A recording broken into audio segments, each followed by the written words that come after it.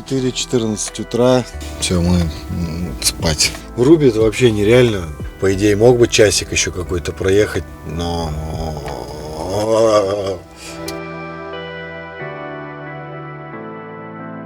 Ну, на эстоночке.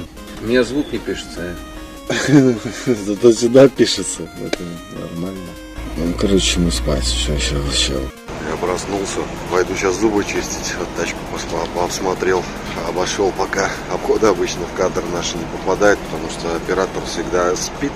Спит оператор и никогда не снимает, как я обход делаю. Чем вы ему дали телефон такой, а? Он же теперь, не работает, он только ходит и свои селфи. Оп! И все чистенько, красиво, готово к съемкам. Мясной салат! Домашний от любимой. Что ты там делаешь? Это аждыка. Аждыка? Сухая аджика? Так, да. Кусочек надо. Наверное. Вот так вот делаются внешние кадры. С паркингов, когда я выезжаю, он выходит и снимает меня, а потом бежит за мной по дороге и на ходу запрыгивает. Поэтому я такой стройный, а ты толстый. Так, я пока открою страну. За елочкой, говорит, махает мне, чтоб я ехал. Все, я поехал.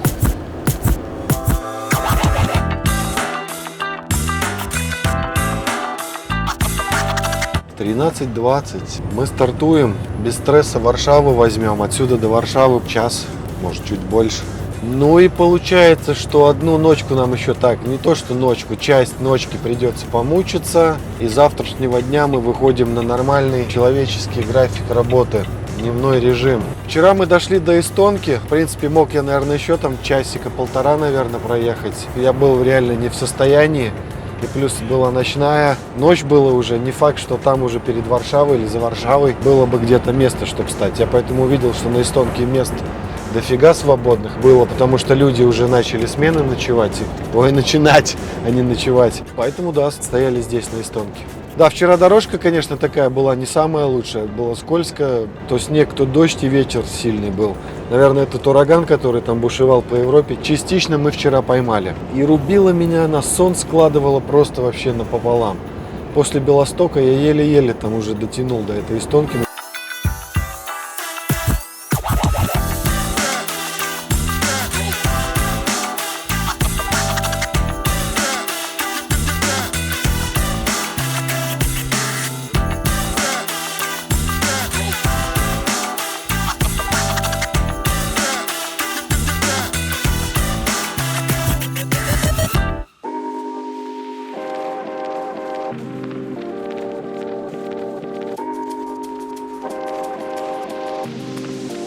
Да, рекламная пауза на 45 минут на обеденный перерыв.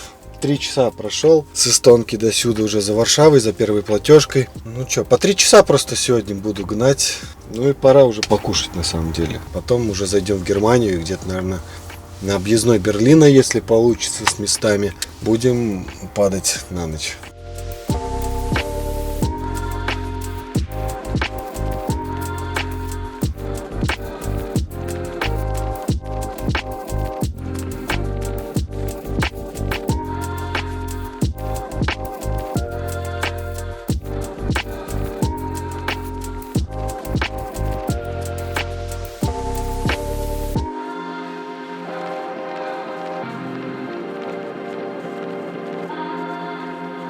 Слушай, и к тебе будет, брат, просьба. Вот да, ты видишь, у нас уже вода, первый баллон закончился. Там вот есть колонка, пожалуйста, сходи, набери воды. И в эту канистру, в которой мы потом руки моем и зубы чистиваем. Воды. Вот он там наливает воду и потом принесет, и мы можем спокойно двигаться дальше. Вода — это важный очень инструмент в рейсе. Пополнили воды, запасы свои.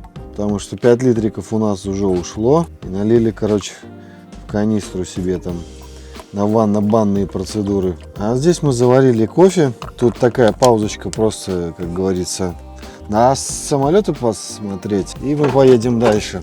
Наверное, минут 30-40 нам еще ехать. И там уже будет 24-й наш километр, и там будет заправка еще перед этим. Но заправка у нас будет не полная, только от Blue мы будем заливать, поэтому много времени на это тратить не будем. И потом быстренько в душ, в магазик и дальше в Гермашку. Посмотри, какой кекс вкусный, а ты посмотри, картинка сердца. Нельзя эту картинку показывать. Почему? Ты почему при мне достаешь такую картинку? А что любовь? А что люди подумают? Что? Два мужика в кабине есть торт с сердечками. Сейчас мы торт будем, этот пирог есть с кофе. Вот так и по кусочку, чтобы растянуть подольше на несколько дней. Этот кусок мне, а этот кусок тоже мне, а этот потом бы мне. Но выглядят паркинги нормально. Пока что здесь больше пусты, в Гермашке, конечно, они подзабитие будет, но тенденция видна, что в сторону Германии, в сторону Европы сейчас движуха меньше, машин меньше и на паркингах больше свободных мест. Встречная полоса, смотрю, паркинги забиты и поток машин оттуда идет гораздо больше, потому что сегодня четверг. В принципе, мы в таком для меня любимом раскладе выехали, с середины недели выехали в сторону Европы. Тогда, когда оттуда начинается трафик, и мы с ним, в общем, разминаемся. Но завтра в Германии все равно мы поймаем, потому что в Германии без пробок это вообще нереально. Ладно, гасись, поехали. Съезжаем на заправочку, будем от Blue запихивать. По датчику, наверное, литров 20 ушло. Сейчас посмотрим, как эта машина кушает от блюшку. Вчера по ветру большому шли. Как бы обычно, когда ветер от блюха больше хавает. Ну, тяжелый тоже, почти там 23 тонны.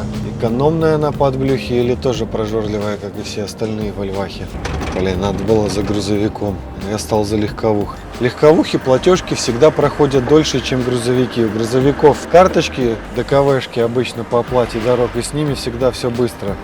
А легковушки то банковские карты дают, то наличные деньги. Если наличные, там еще сдачу дают. Денькое. Сегодня я себя намного лучше чувствую, конечно, чем вчера. Ну, сейчас 9 вечера, и мы уже проехали 7 часов практически. Там пару часиков мне осталось на езду еще. Поэтому завтра мы относительно рано начнем рабочую смену и уже перескочим на дневной режим работы, что меня радует. Главное, чтобы места только в Германии были на паркингах, чтобы не было проблем. Но есть надежда, что все будет хорошо. Я уже объяснял, по какой причине. У меня такая надежда. Дорожка сегодня сухая. Никаких осадков. В Варшаве вообще солнце было. Тажим, все, стрелочка нам загорелась. Даже не пришлось полную остановку делать. Да даже на такой дороге националки они поставили платежку. Выехал из-за светофора и все, пик, за дорогу заплатил. Раньше этот отрезок был бесплатный, а сейчас они несколько платежек влупили. Просто по националке. Ну, наверное, просто выгоняет грузовиков на автобан, чтобы меньше грузовиков каталось тут, а больше шли по автобану и не мешали местным жителям. Потому что многие фирмы, особенно если это такие небольшие какие-то фирмы, идут националками, либо бесплатными, либо теми дорогами, которыми дешевле. Заруливаем. Вроде... Смотри, пусто, без очереди, по 2 грузовика стоят и еще колонки остальные свободные. Дай бог, чтобы на всех этих колоночках, вернее на той, на которую мы зайдем, чтобы от блюха работала. Иногда бывает, подъедешь к колоночке, такой выскочишь, а она закрыта и надпись «Не работает». Все, коллега выезжает. Карточку надо взять. Карточек дофигища. Вот она карточка нужная. Пин-код.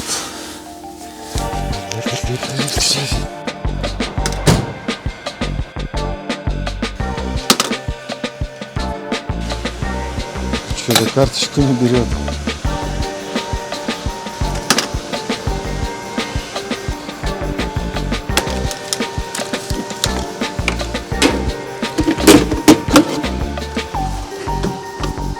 А, промахнулся чуть-чуть. Ну что, 23 литра вошло. Нормально.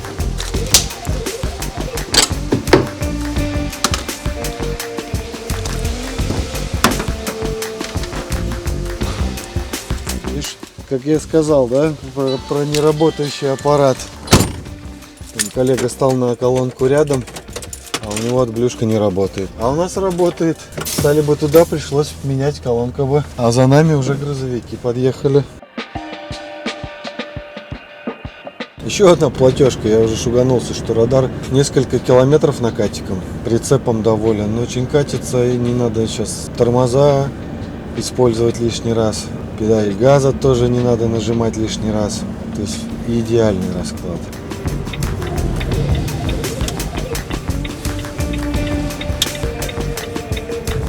Так, будет место возле самого магазина, интересно, или не будет? Или придется тут прогулочки устраивать пешие? Потому что надо будет в два магаза зайти. Надо будет в магаз продовольственный и в магаз тракерский. Блин, забито. Давай нырнем, посмотрим получше. Что, сюда воткнемся? А здесь? Можно сказать, в идеальное место становимся. Магаз вообще тут совсем под рукой.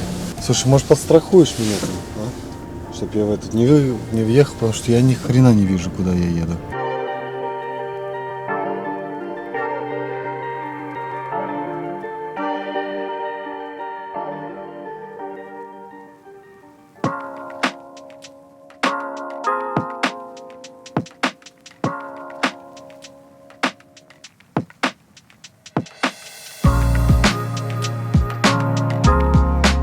Смысл там, что они прикручены.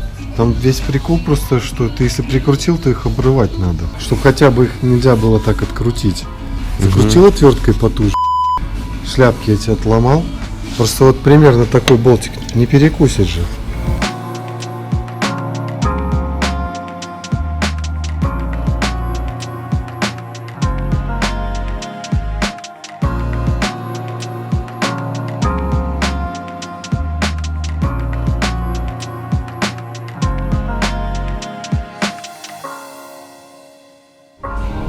Normalny? Normalny.